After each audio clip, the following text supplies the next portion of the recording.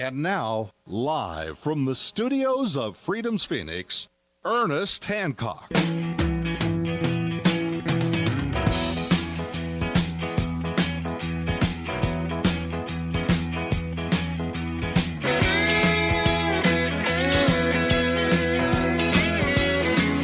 Welcome back to Declare Your Independence. Me, Ernest Hancock, here each and every day, LRN.FM network on freedomsphoenix.com's radio's program, Declare Your Independence, here in Phoenix, Arizona, from Freedom's Phoenix Farm, where we're doing what we can to keep breathing in and out and making sure that we're learning something. Now, we're learning a lot from Danielle and Dennis. Now, Danielle and Dennis, they have a young 2-year-old daughter, 4-year-old son. I got that right?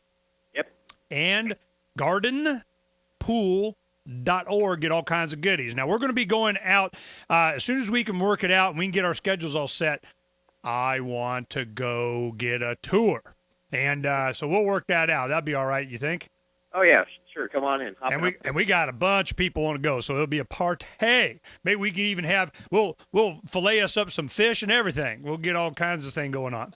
Now, the one thing I want to do at a party, and we might even, donate. Because as you do tours and so on, you're getting into, the man kind of things, paying attention to you. And I want to get to the duckweed a little bit. But let's go ahead and talk about this, though. You did your first television interview. You had people come by, and they're talking about, and you're showing it to them and so on. And it's kind of fun, entertaining, local television programs. And then what happened? Well, 2 hours later, after our first live interview, we had the city knocking on our door, basically demanding to see our backyard. And because, they didn't have any warrants or anything, but there was nothing we could do because we knew it was in public health interest with their reason. So we had to let them in, and they took a tour. It was, I don't want to say who it was, but, it was big shots in the city, the head of, codes and stuff like that. City of Mesa comes in, knocks on the door, and says, hello. Yeah, we were, pretty worried, and we knew what we were doing was, legal. So? But we didn't know whether or not they would interpret it as legal. So they left without letting us know, and we wrote them back, and we said, hey, you have to let us know as soon as possible. We have newspapers and more people interested in what we have going on, and they wrote us back, and they decided they liked it. And I think that, the publicity helped put the pressure on them, but regardless, we slid through, and so now we know we're legal at least. Well, there was one thing I remember you talking at the Breakfast Club is that the one criteria that they had that they gone, was what? There was one thing they could have got you. To tell you what, the only thing they could find was the tarp I have on the top is 12 mil thick, and they said if it would have been 20 mils thick, that it would have been considered a permanent structure, and I would have needed a building code for it. So literally by mils of thickness, my greenhouse creation slid through, and they decided it was legal. So, wow, this is, and you know what they learned? They learned they need to change the law to 14.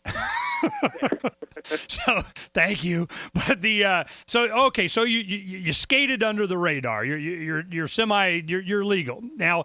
Of course, I know where this is going. I mean, when you have this kind of exercise of independence, because you can't be independent if you're dependent, and they like you being dependent.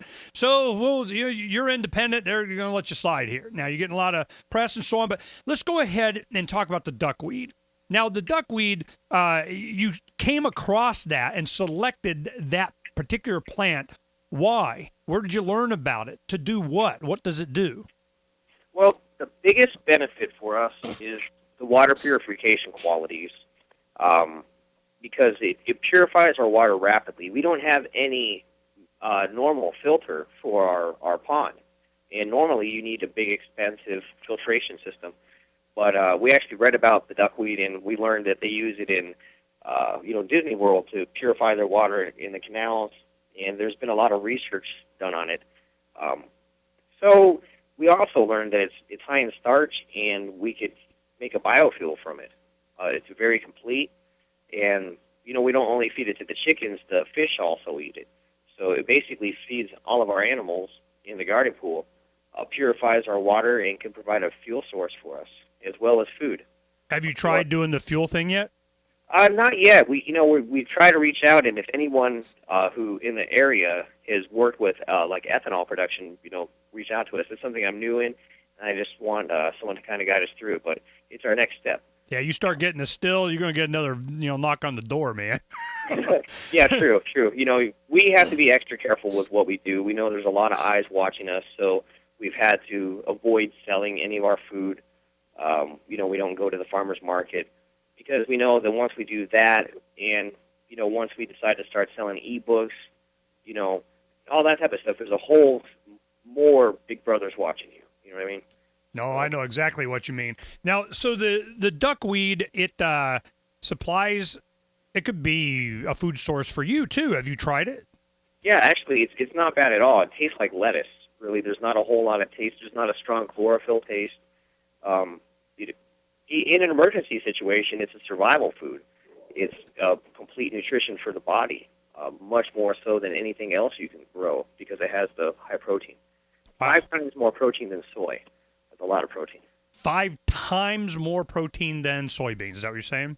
Yes. My goodness. Okay, so now we have a the duckweed filters the water. Is it the primary filtration of the water that makes it palatable for the fish? I mean, are there other things that you do? You run it through cheesecloth or something? I mean, what is it that you do before that? Did you have to get the duckweed to even have the fish? I mean, tell me, what else you need to be able to get the water down so that the fish can survive on it? Well, another big element we have is we have these kiddie pools, like the children play in, full of the lava rock that we used to grow in. We recycled that. We used it again. And the nice thing about the lava rock is it has a lot of surface area, so we grow bacteria, nitrifying bacteria, and that helps convert the ammonia over, and then it passes to the duckweed, and the duckweed kind of finishes it off, and then it goes straight into the pond. Okay, now how did you know to do that?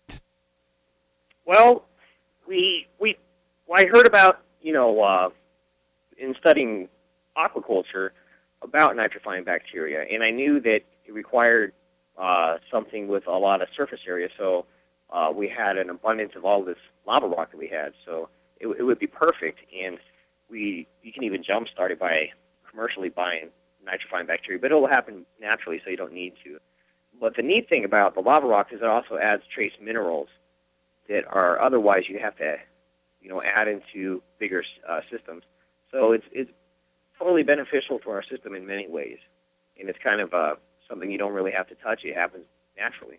Okay, now one other thing I wanted to get to is before this break is that you had I want to talk about the black soldier fly or soldier black fly or whatever you call it. Go ahead and tell us how you came across that as a food source for your chickens, how it helps with composting, how you came across it, how you use it. That was a fascinating story in and of itself, and tell us the story on that. Okay, well, in studying, permaculture, we came across a black soldier fly, it's called, and it actually occurs naturally in most of the Sun Belt up to Zone 5, up to Zone 6. And it's a fly that looks like a wasp, and what it does is it decomposes decaying stuff. It's a decomposer. And the neat thing about it is the grubs that the flies produce, their babies, are extremely nutritious. They're actually sold commercially as calcium worms because they're a high calcium supplement. And we have chickens who need calcium, and we can't provide oyster shell unless we grow oysters, and at this point we don't. So we use it pretty much instead of oyster shells. So all of the scraps from our garden, all of the dead fish scraps, we throw it into our composter bin that we made, and then the flies lay their eggs, and then once they're mature, they come up and feed our chickens. So these flies, you're not really actually, they're going to a mature fly. They're like the grub. They crawl up, a chute and just drop right into a feeding dish for the chickens and say, thank you. Yep, automatic chicken feeder. Automatic chicken feeder and composter. Black soldier fly. You see what I'm talking? We're talking a full biosystem here. Wow. Got more to come. You guys stay right there.